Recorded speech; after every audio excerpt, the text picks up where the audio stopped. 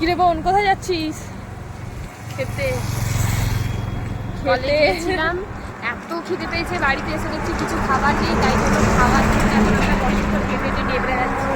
আর আমার বিধ্বস্ত হয়ে গেছে। আমি এখন যাব খেতে, আর তার সঙ্গে ওষুধ নিতে যাচ্ছি। ঠান্ডা লেগে গেছে ভীষণ। আর আমার পার্টনার এই যে আমার দিদি, আমার সঙ্গে পুরো বাজার অন্ধকার হয়ে গেছে, কারেন্ট চলে গেছে, তার মধ্যে ঝড় শুরু হয়েছে ভীষণ পরিমাণে। আর আমরা এখানে এসে ফেঁসে গেছি। আমি আর বোন দুজনে বাজারে এসে ফেঁসে গেলাম গাইস। চোখটা পুরো লাল হয়ে গেছে তোর ঠান্ডায়। বাড়ি যাবো কি করে, ভীষণ পরিমাণে ঝড় উঠেছে তো। ওই বৃষ্টি চলে এসছে, ছাতা টানিয়ে নিয়ে যাচ্ছে।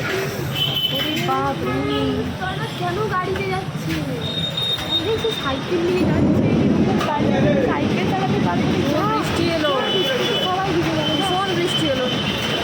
এবার কি হবে? সব রোদে যাবি? ভেজা হয়ে যাবে।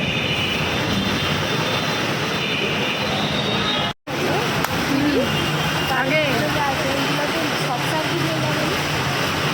জানি না। আরে বাবা রে, দেখ না, তারা তাড়াতাড়ি করে দোকান বন্ধ করছে।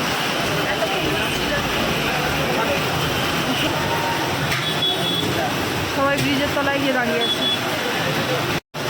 ভাগ্যিস দোকান থেকে বেরিয়ে যায়নি, নাহলে